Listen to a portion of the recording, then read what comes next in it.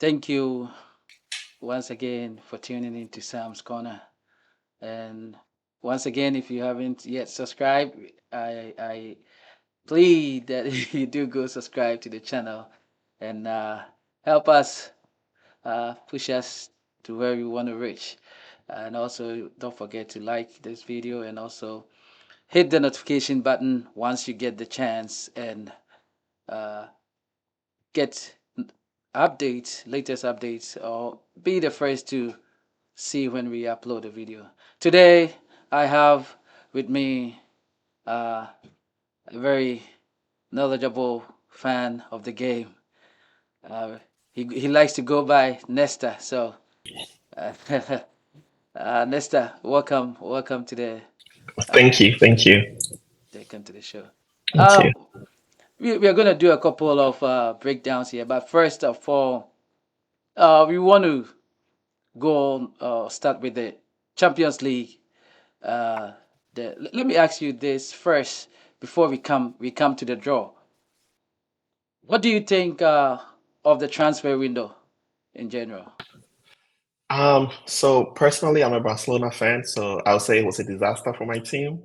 But I think for the other teams, I think it was good. Madrid got Mbappe. Manchester United, I think they did okay with some of the signings. Even though I think they could have signed a better striker to replace Højlund. Xerxes, I don't see him as a typical number nine, but hey, if he works for the coach, he works for the coach. And you would think that Casemiro, he's getting old, they would have signed a better DM. They have Kobe Mainoo, but Kobe Mainoo is not your typical number six or your typical defensive midfielder. So, and we saw what happened yesterday with with them losing possession in transition. So, Casemiro, for the long term, I think they could have done better. Yeah,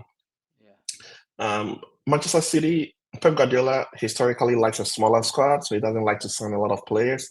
But last season, we saw that they didn't have anybody on their right wing. So this season, they signed Savio or Savinho. And I think his 1v1 ability is very good. He's similar to Mahrez, which is interesting. So I think City also did well. And then they got Gundogan, which they were not expecting to get. So I think City still has a good squad, honestly. Um, which other top team? Bayern with company. They didn't do a lot of signings. I think they're trying to keep the squad they have so the company can get to know the team. Maybe this is going to be like a transition season, and the next season they'll probably start signing more players. They kept Sane, they have Nabry, they have Harry Kane, and then I mean Musiala is just going to get good, so he's just going to keep um, getting better and better. And then Muller will be there to provide experience and advice to all these new folks. So I think Bayern also did okay. PSG has quietly gone about their business. I think Luis Ocampos is doing great. Honestly, he signed some good players. Barcola was Barcola was a good signing. And this season we're going to see more of him. You know, with Mbappe gone, I think yeah, he's going to own that left wing and he's going to do great things. So, um, and then Fabian Ruiz with how he played at the Euros is going to carry. If he's able to bring that form to Paris, I think they're going to keep doing great things. But let's not forget Marseille, and especially Marseille have done really good business. They still have Aubameyang, they signed Greenwood, they signed a few other folks that I can't remember their names, but I think right now they're on top of the table. So they're booming. Marseille, yep, they are. They are. So personally, I like Aubameyang, and because of Abedi Pele, I like Marseille too. I don't like PSG. I don't like PSG. So Me we'll see neither. how. Me neither. Yeah, we'll see how like League One goes. But with Mbappe gone, with PSG um transitioning from the superstar team to being, like Luis Enrique likes the collective. He's a very like direct manager Yes. who focuses on getting the ball to the attackers to score goals a little faster. I think other teams like Marseille, Olympic Lyon, they probably think they have a fair chance now to compete for the title. So we'll see how that goes. But overall, I think like the market was good. The Italian teams were a little quiet. They did a lot of signings, but it was not more of potential, more players with potential than established stars, like so to speak. I mean, like Daniel De Rossi took over Roma middle of last season, so they went about their business quietly. Juventus has like Thiago Motta, who is also going about his business. Juventus is playing good. They I saw the game from 2 weekends ago. I think they won 4-0, and Yeah, they're playing good. they're I think playing this is the season for Vlahovic. I think that's his name. Vlahovic. Um, yep. But Napoli with Conte is good, but I don't like how they're treating Osimhen. So we'll Yeah. talk we'll talk about that like Yeah, later. we talk about that later. Yeah. Yeah, yeah. So yep. I think most of the teams were a bit quiet this transfer window. I don't know Yeah. whether it was the long football season with the Euros and the Olympic Games coming in between, players not knowing, and maybe financial fair play as well. And even the Right. Saudis, people were expecting them to come spending again, but they didn't really. I think only like about a few players. I mean, their window I think closes today, so let's see if they do. But I think yeah. But my question, you said something about Barcelona's transfer. Why do you think so? I think why did Gundogan leave and with Dani Olmo's addition, is it does it fix that? So let's discuss Gundogan's exit, right? So the issue with Gundogan leaving, okay, Gundogan leaving itself is not the issue. The issue is the way the club went about that business. We know Laporta, like Juan Laporta has a lot of pull with the Spanish press, with the Barcelona press, with the Catalan media. So sometimes he uses them to push an agenda. He wanted Gundogan gone. Like, I mean, towards the end of last season, we started hearing stories of Gundogan wants to leave, Gundogan wants to leave. And then he came out and said he's not planning to leave. His wife came out and said they love Barcelona. They are not trying to leave. And then they went to the Euros. There were still these stories of Gundogan is trying to leave.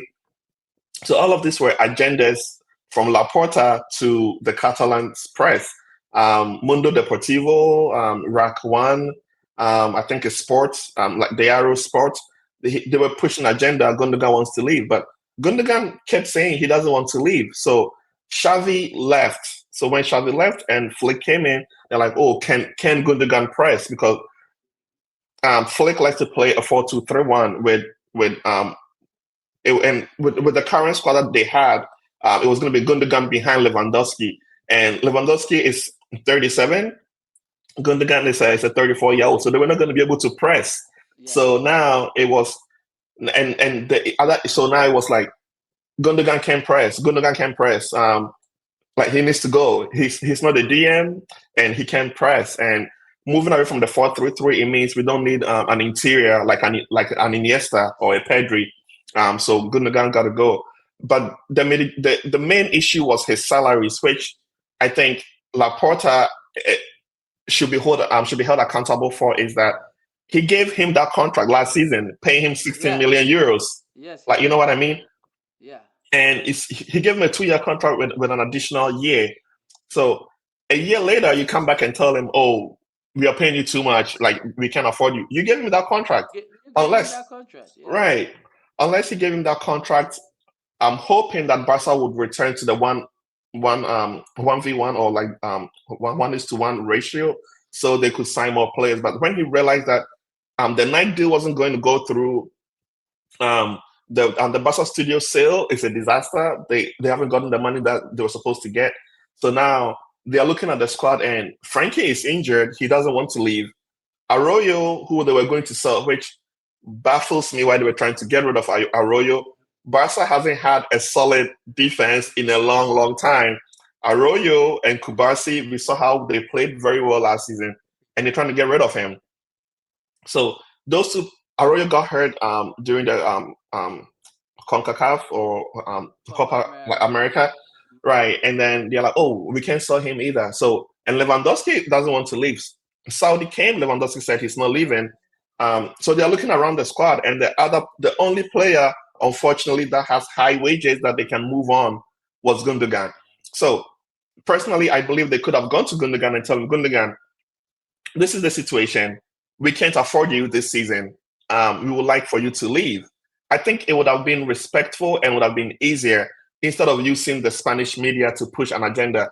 And then later on, they tried to do damage control and started spreading another rumor that, oh, Gundogan is going to leave for free. He's agreed to leave.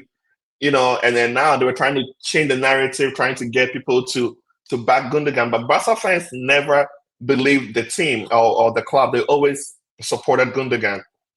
Now, admittedly, I was against signing Dani Olmo. Oh, When really? yes, when I play my PS5, when I play career mode, I always buy him. I always buy him, but So then I why? mean, so Barca needed or needs a left winger, right? I mean, for so long we didn't have a left winger.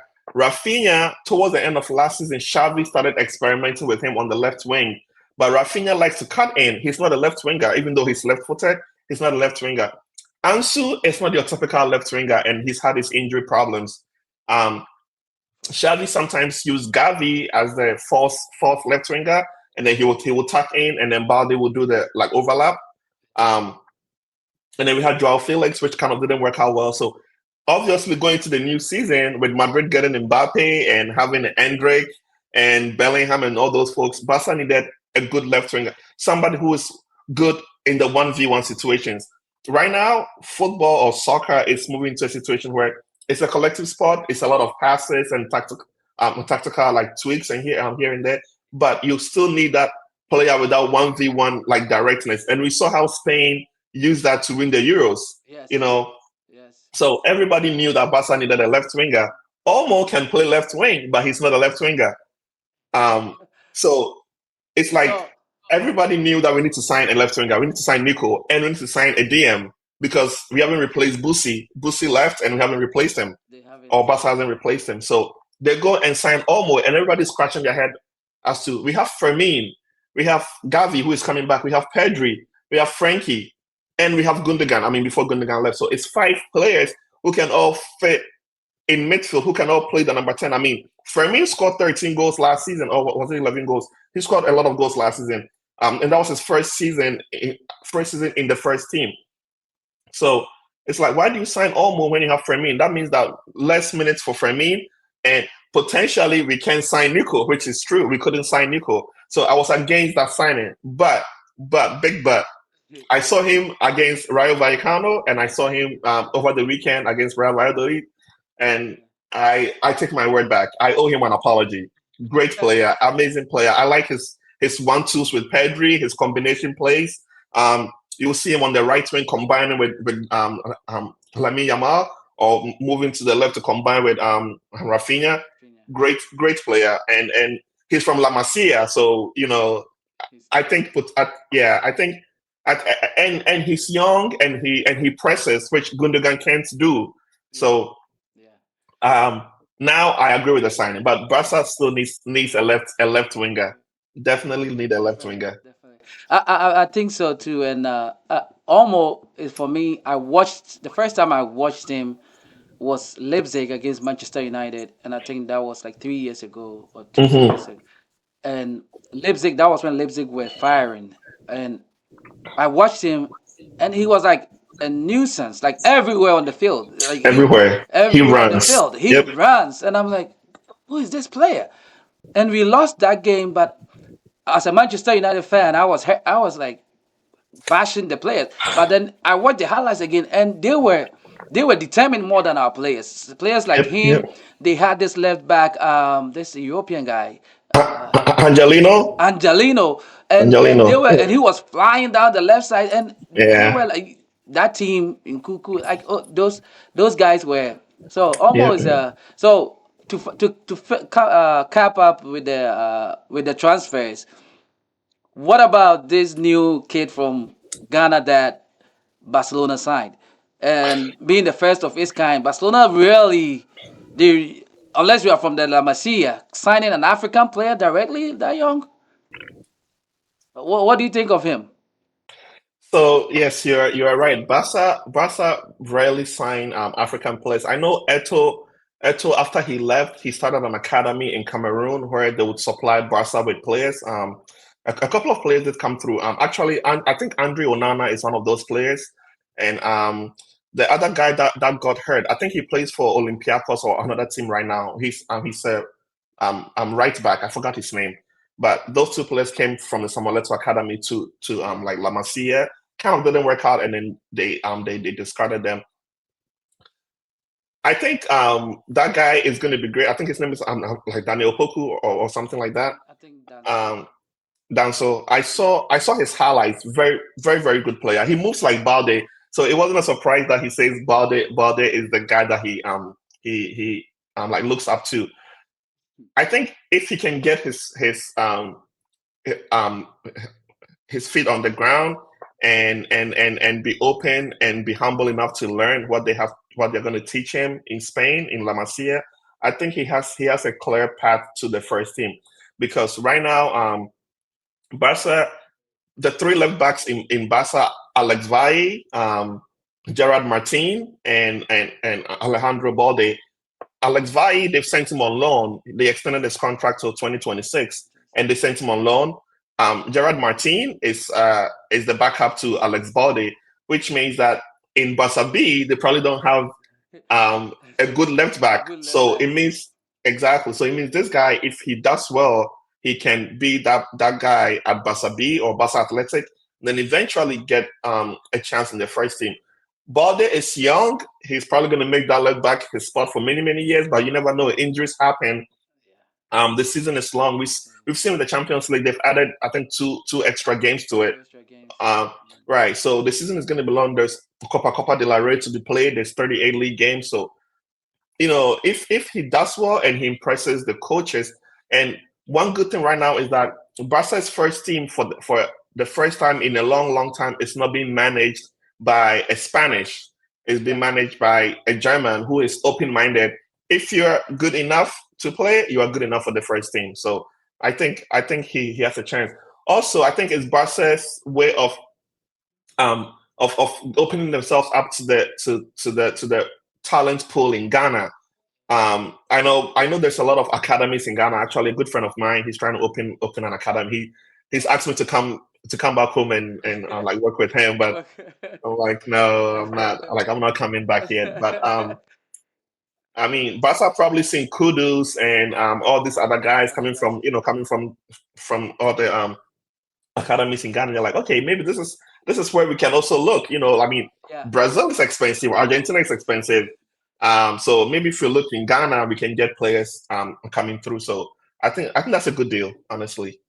All right. I think so too. I think if he, I agree with your point, and if I want him to see this not just like I'm playing for Barcelona, but I'm playing to put my country out there to let them know that Right. there's talent Yeah. here. And if Mm-hmm, that mm-hmm, works out, I think he's gonna. And I watched some of his highlights. I watched one game last year, I think Accra Lions and Mediema, and mm-hmm, I saw him. He pulled in a cross, and I was like, oh, that's a good cross. But my mind was not on him. Then I on was like, him, oh, that's a right. good cross. So when I was watching that, I said, oh, that was the player. That was a good because you rarely see Ghanaian leagues when I watch it. I rarely see them putting It's crosses. It's very sad. it's Like it's you don't see it's so. terrible. When he It's pulled it's that cross, I go, oh, okay. But then I'm watching his highlights. I'm like, okay, oh, so that's him. So I wish him good luck. I wish him good luck. and I mean, if he's able to do that on those pitches in Ghana, just imagine how he's going to do on a quality pitch.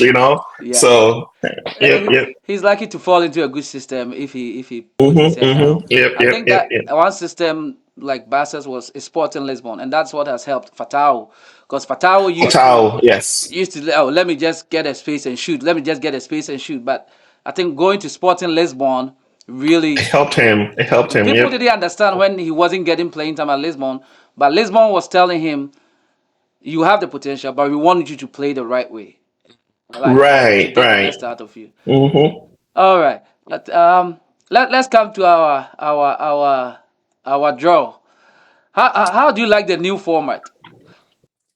So first of all, it adds two extra games, which I do not like because now the players are gonna. It's a lot more games, and the potential of the players getting injured is higher. And they are starting this in a year where, in a couple of years, we have a World Cup, which means there are World Cup qualifications to be played. There is AFCON 2025 coming up. Um, there is going to be another FIFA World Cup, Euros, FIFA exactly, FIFA which is competition. next June, and it's going to be here like in the US. So it's a lot more games for the players. But as a fan, I think it's great because we get to watch more Champions League games. I mean, Get to have the TV you votes know, from the ladies. right? It's a Champions League. We all love Champions League. I mean, the anthem, just hearing it, seeing the players come out of the tunnel. I think it's amazing. And I also think I that, can't say the same for my team though.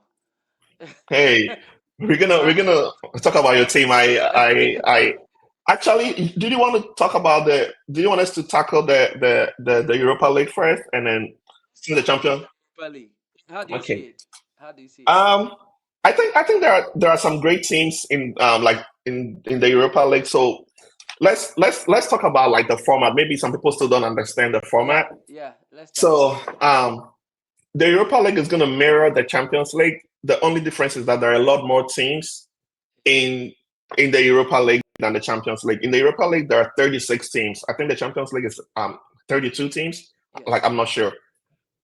Um, the first through eight qualify automatically, and then nine through 24 they'll play like a playoff, and then another eight teams will join the first eight, and then they'll be paired against each other again, and then they'll play the 116. Now it's going to be a giant league table with 36 teams, but each team only plays 8 games, 4 away, 4 home. So you're going to play 4 teams away, 4 teams at home. You play each team once. You play 8 different opponents, and that's the same for everybody. And it's a total of 24 points to be won.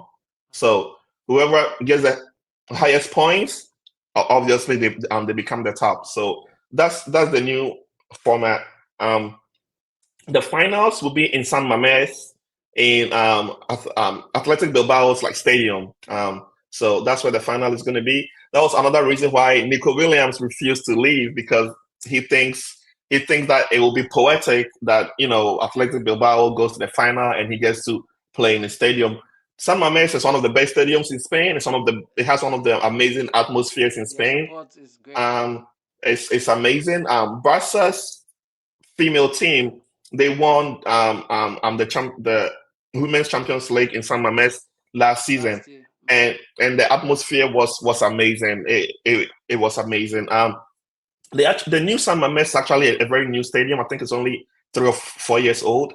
So I think this year the Europa League, they have some really good teams. They have United, they have Roma, they have Real Sociedad, Athletic Bilbao. We just spoke about them.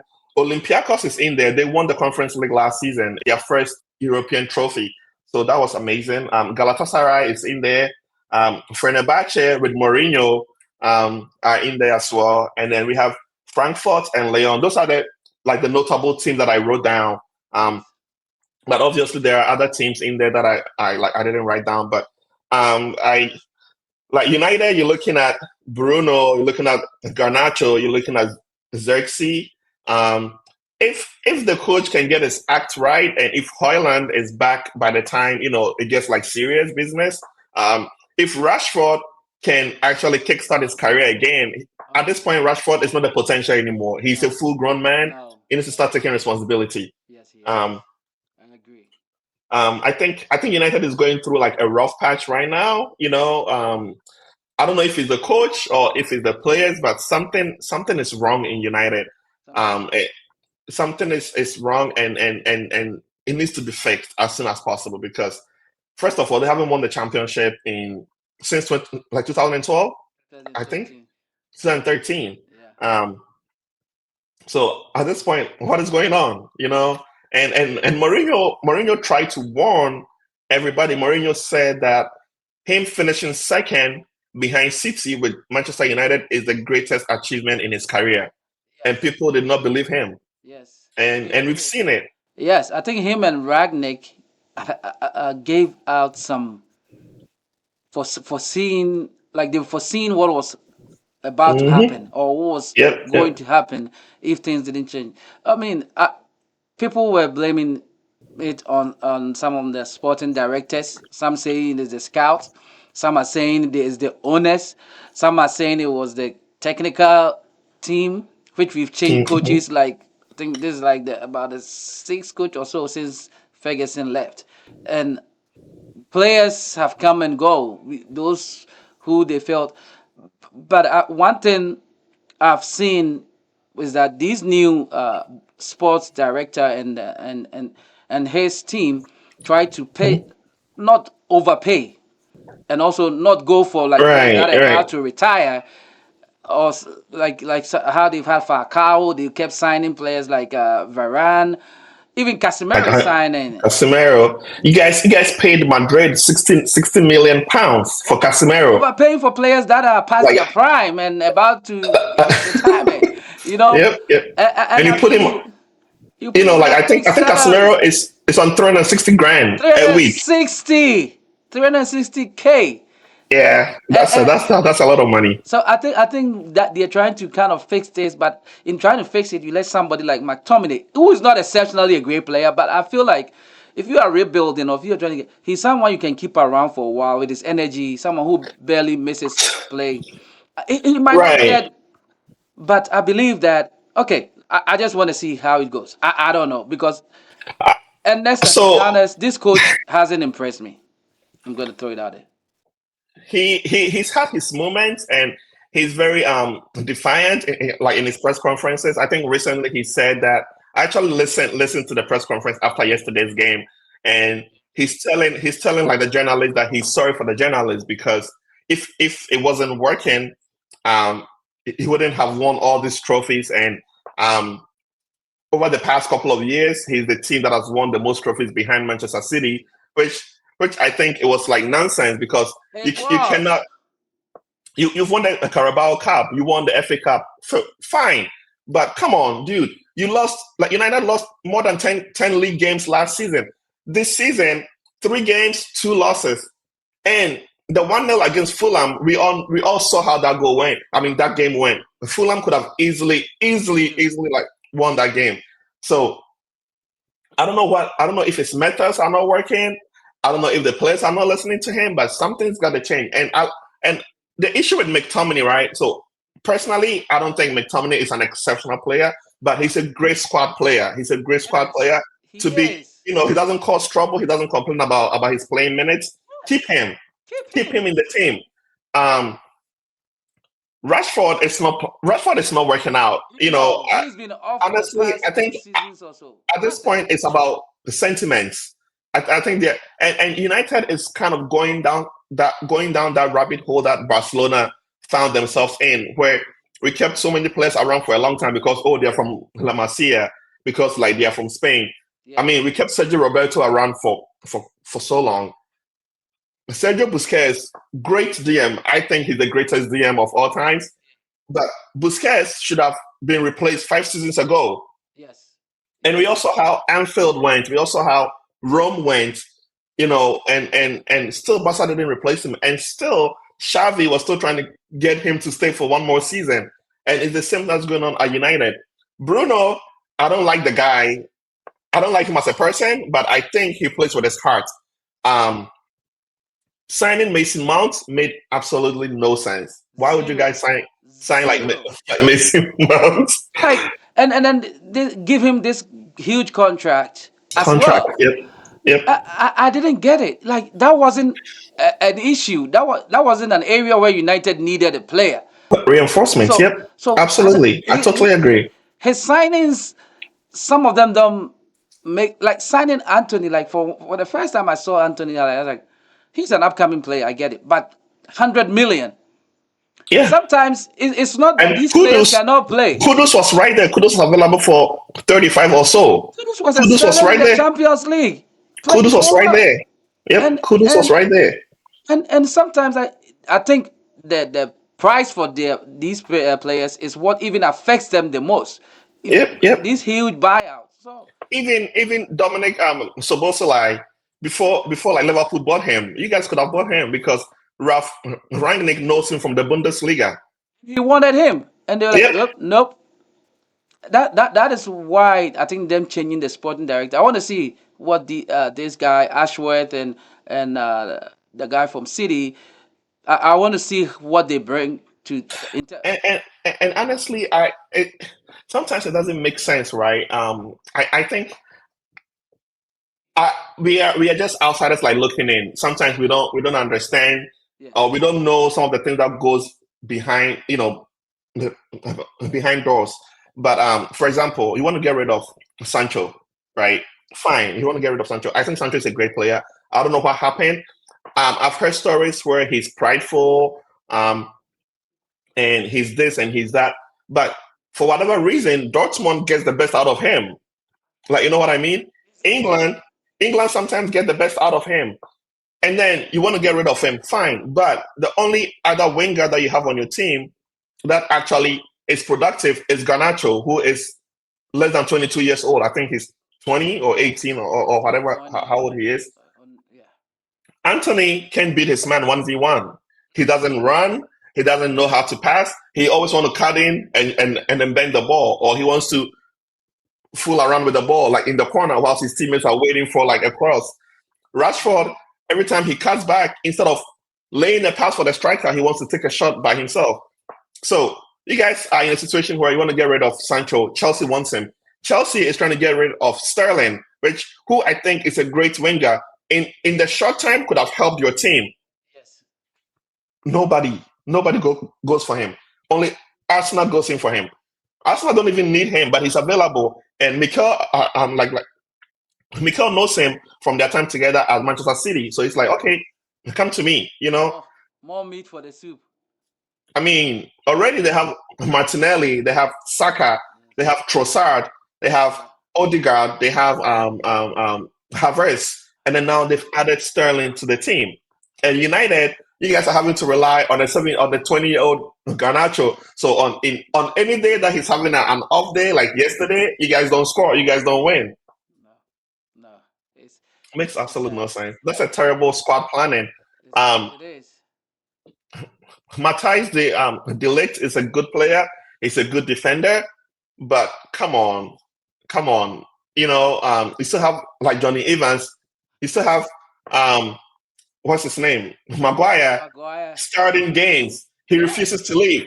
Okay, put him on the bench. Put on the Sign a new bench. player. Yeah. I mean, granted, Euro is injured, but you guys pay 65 million for a 17-year-old with 1 year left on his contract. 65 million. And then in his first game, he gets injured and he's out.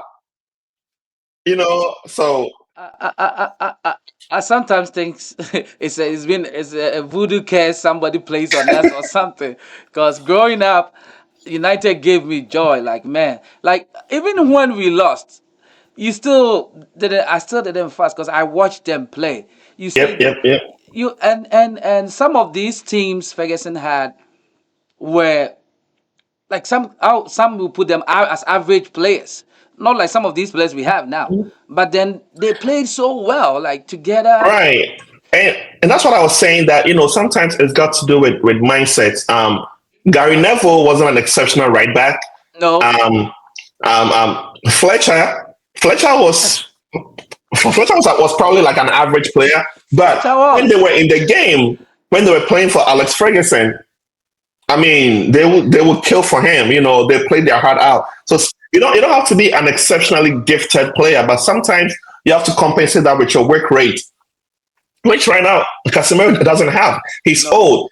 no. Casemiro got away with so much in Spain. He can't get to grasp with the speed of the EPL. Yes, Honestly, I think like La Liga in terms of quality is better than EPL, but EPL is faster. It's a faster. fast-paced game. A Yes. lot of teams, all the teams have money. All the teams have signed players. They will chase you down. They will chase you down, and we saw it yesterday. Like Yep. Liverpool, Gravenberch and Diaz and all these players, they were chasing They United will. players down. They will hang. Yep. and I think two of the goals came from transition where Yep. Casemiro lost possession, Yes. and then right there they scored. Yes. So why are you Why? playing Casemiro? Casemiro cannot even turn. And Casemiro, if the United scout did their job well, Casemiro is not your Busquets. Casemiro is a defensive midfielder in the sense that he tidies up, he cleans up. He He's got not the your player to pass. start. He's not your player to start play. He doesn't know how to. Yeah. Bussy, those things are for Bussy and Perlo. When Perlo was at AC At and he was AC. playing as a Yeah. deep line like playmaker, he had Gattuso next to Next him to him to do doing the that. dirty Yeah. work. Yeah. But United is trying to get Casemiro to play that role, Mhm. and United went from trying to sign Frankie 3 summers ago. You guys tried to sign Frankie, and then all of a sudden, you sign Casemiro. It's like Frankie and Casemiro, two different profiles. Two different. Two different. All right, man. I do hope something happens. Let's see the Champions League draw too. Let's see. Yeah. Champions League draw. I'm a Barca fan, so I think the draw is kind to my team. The only big team that we are going to be playing is Bayern, and we get to play them at home. Barca gets to play them at home. However, however, Do face Dortmund though. oh, that's fine. We will play. We will play. Barca with these teams, Barca should get a solid 18 or 19 points, which will put them in the top eight, I think. Which will put them in the top eight. Um, the only challenge that I see Barca facing is injuries, right? Like Pedri is just coming back. He against Valencia, the coach brought him up in the second half. He kind of did very good against like Vallecano. He did great. Um, and then against Athletic Bilbao, I didn't really watch that game. I was out of the house. I didn't get to see, but the feedback I heard was that Pedri was really good. But against Valladolid, Wait, he played really good. The coach is managing his minutes. He's not letting him play full like 90 minutes. Over the weekend he played 70 minutes and he took him out, which is great. So if Pedri can be fit, they've already lost Bernal, who I think is a Sergio Busquets like regen. Oh, I love that I guy. watched him. I watched him, and I was thinking the same thing. The way he's built and the Yep, way yep, he touches the yep. ball. I saw him in Baltimore when Barca played AC. I went to see him, Oh, and okay. when you're watching him live, dude doesn't even run. He's just very very good with this like positioning. Mhm. Um, he understands the Barca model: take the ball, pass the ball, take the ball, pass the ball. Um, and because of that, Barca is able to build up quickly, which suits flex style of taking the ball quickly to the like opponent's half. Um, so if Barca can avoid injuries, they still have Frankie to come back. They still have Gavi, who I love. I love like his intensity. They still have Arroyo to come back, and then Ansu today has started training. So if Barca can stay clear of injuries, I think they should be able to progress to the next phase. I'm not going to talk about them winning yet. I don't think Barca can win the Champions League, but I think a quarter final this season should be respectable for like Barca. Um, okay, let's talk about Arsenal. So let's talk about Arsenal. Arsenal. Arsenal. Okay, so Arsenal is playing PSG. Are they playing them away or home? Home. They're playing PSG at home, Yeah. and they are going to play Inter Milan away. Italian teams are hard to play against, especially in Especially. like European competitions.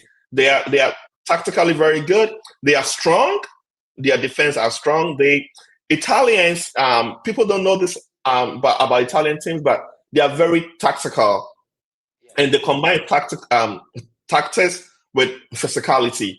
That is why they used to say like Italian defense, Italian defense. I mean, like the Paolo Maldinis, the Caspacutes, those guys. It was hard to like go around them. Inter has been doing great. I saw a lot of their games last season. Inter is quietly their coach. I think is Simeone Inzaghi. I think that's his name. He's quietly building like a great team. Honestly, I saw them last season with like Lautaro, Martinez, Thuram, like Baresi and those guys behind them. They are doing good. They are doing good. So that's going to be like a tough game for Arsenal. I I think Arsenal should be able to beat Atalanta, but hey, we saw what they did to Liverpool last season, so you can't write them off. Um, the issue with Atalanta or the Atalanta, the thing about Atalanta is that I started watching them when they started beating the big teams, and then they made everybody like set up and like, hey, this team is here to stay. Is that the way they play is interesting, right? Like they move the ball from the back, it comes to the middle, and then they quickly transition it to the wings. Yes. So most of their play, they avoid build up in the middle because if they lose the ball, you can easily score against them. But if they build up on the wings and they lose the ball, they can all like regroup. And they use that against Bayern Leverkusen in the finals. Finals, yeah. So Yeah. um, I Okay. think them playing Arsenal at home, they probably beat Arsenal, but I still expect Arsenal to be able to go through um, like from this group. They'll have a couple of tough games. They probably lose. They probably lose at Inter Milan, but I see them beating PSG and then the rest of the other teams. Code right here. Okay. Okay. All right. Let's continue. Okay. Let's run to the predictions of the various teams, Okay. including the defending champions, which you don't like to hear as a Yeah. fan. Like unfortunately. Okay. Let's start with Okay. Aston Villa, the new Aston Villa. the new kids on the block. Unai Emery is a good coach. I know Arsenal fans don't want to believe that, but Unai Emery is a good coach. I mean, we've seen what he has done at Aston Villa. But this is probably a step too soon, a step too far too soon for them. I think they'll be able to hold their own against teams like Club Brugge, and I think it's Celtic. They play like Celtic away. But I think eventually they may make it to like the 9th through the 24 teams. Probably play like a kickoff. I mean, like a knockout game to be able to get into the 116. But I yeah, that's where I see them. I don't see them as the top eight. I don't see them as part of the top eight. Like unfortunately. Leipzig. RB Leipzig, they've lost a lot of players, but they were able to hold on to Xavi Simon, Simone. which is good. Um, they were able to beat Leverkusen over the weekend 3-2. I saw that game. It was an interesting game, but Leipzig is always playing good in the Champions League. So I just like Aston Villa, I see them being part of the 9 through the 24 teams. What about Liverpool? Like Liverpool, will probably be part of the top eight. They seem that they Probably. lost a beat with Slot and Klopp. Slot is a very intelligent coach. I listened to him yesterday after the United game, and it was interesting. Everything that Ten Hag has been trying to build at United, the guy summed it up in like 5 minutes, and it was pretty interesting. It was pretty interesting. But once again, like one thing about Champions League and Ancelotti and Madrid know how to do well is that Champions League comes down to moments. It comes down to moments. That is how Madrid is able to stay in games. They stay in games, they suck the pressure, and then they have that one chance and bang, they score, and then it's over because it's a knockout game. Um, Champions League is different. Champions League is a different beast. No matter how well you're doing in your domestic league, Champions League is different. Different. So Slot will still be able to do good. I think he's doing great at Liverpool right now. It's still early, but they should be able to make it to the top eight. What about Atletico Madrid with the addition of Gallagher and what's his name? What's the other player there? Julian Alvarez. Alvarez. Yes, from Julian Alvarez. Argentina. Yes. So the Atletico. thing with Simeone is that Simeone is a great coach. I won't take that from him, but he's just starting to learn how to play attacking football. Simeone is always wanted to play like defensive game, catch them on the break. He's just learning to play attacking football. So he's still trying to figure out where to fit everybody. Griezmann is not in the best of form. We saw that at the Euros, so he's still trying to see where he fits everybody. But um, I think their best. I think they should be part of the top eight. However, I see them more as being part of the other teams that will make it to AC Milan, another interesting one. the playoff team. AC Milan is a playoff team. Leverkusen. Um, Leverkusen playoff. You think so? Davi is not gonna change Xabi the Xabi Alonso. Alonso. Xabi Alonso is a good coach. He has some great players. Verts, Alejandro Gramado, Jeremy Frimpong, Granit Xhaka. They're all good players. Boniface. But once again, Victor Boniface. But once again, Champions League is a different beast. Yeah. Um, but one thing that we have to also pay attention to is that which teams they are playing against in their 8 games, right? So I see that Leverkusen is going to be playing against Milan. Can you bring back like Leverkusen's teams? I want to see who they're playing. Let me Okay, try to Leverkusen. I know they play and Liverpool, they're also going to play they play Inter. Dortmund and Inter. Yes. Right. So yeah. So 3 games. 3 games are going to be three. All 3 games are going to be like really tough games for them. They're playing Inter. They're playing Liverpool. And then they're playing. Is it like AC Milan that they're playing Milan. against? Yes, they play AC Milan. Yeah. So those are so that's like 9 points that they might not get. So Yeah. that's 9 points that they may or may not get. They may not get anything from that 9 points, or they may surprise us and probably win all of it. We don't know, but um, but my top 8 will be my top 8 will be Manchester City, Manchester like City, Mm-hmm. Madrid. Madrid, the international break has come at a great time for them. They are still figuring out Figure how it out. to cope with the loss of Tony Cruz, who brought composure to their midfield. Chouamini is a good player. He has the physicality that they need, but Chouamini is not Tony Cruz. No. Um, they're also learning how to fit in Mbappe. Mbappe is not your typical number 9. They are trying to shoehorn him into that role. We saw their last 4 games. Even yesterday they won 2-0, but it took them up to the 69th minute to score their first goal. But the international break gives Carlo Ancelotti and his technical team a lot of time to come up with a plan. And Madrid are the kings of the Champions League, whether we like it or Like not. it They are or the kings not. of the Champions League. Like they know how to play it. I absolutely hate them for it, but hey, you can't take that away from them.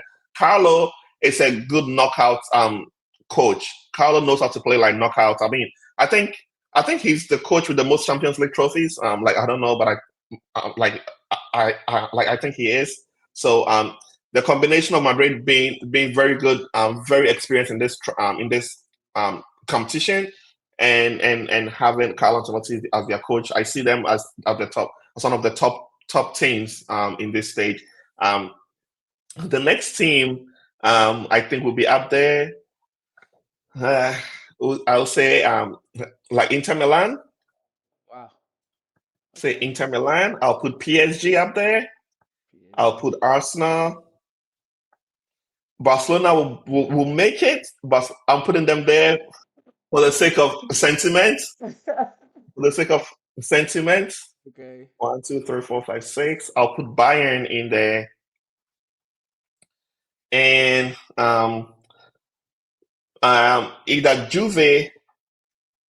either Juve or Atletico Madrid. And Um, Liverpool. oh, I didn't put Liverpool. Oh shoot! I thought I did. Okay. Um, okay. Cross Bayern out, so it will be like Liverpool before Barca, and then it will be either Bayern, Juve, or Atletico Madrid. Bayern still have good players, but company and I love company. I love that he's probably the only black coach to be coaching a top team right now. So absolutely, I love him. But he's walked into a Bayern team who lost the title to Bayern Leverkusen last season. I haven't watched their games, but judging by their scoreline from last weekend, I haven't watched what transpired this past weekend. But 2 weekends ago, I think they won like 3-2. They had to come from behind and win.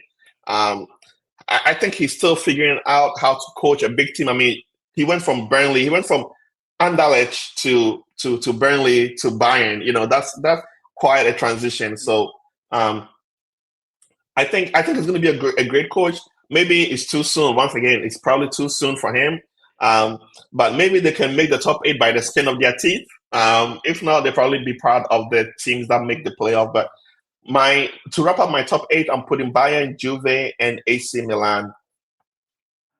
That's all right. So Man City, Madrid, Inter, PSG, Arsenal, Barca, Liverpool, Bayern, Juve, or AC. All right. All right. All right.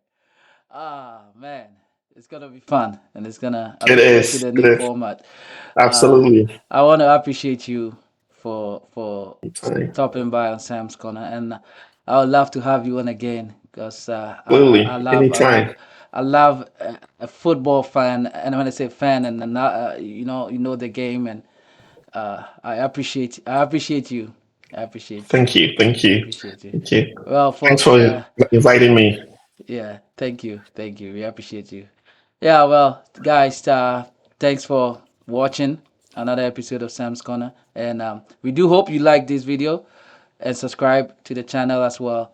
Shout out to my man Nesta for providing us with an in-depth analysis of this new phase of Champions League and Europa League, as well as the closed transfer window. We appreciate you all. Thanks you all for watching. Thank you. Thank you. Thank you, Yeah. and have a great one. All right. You too.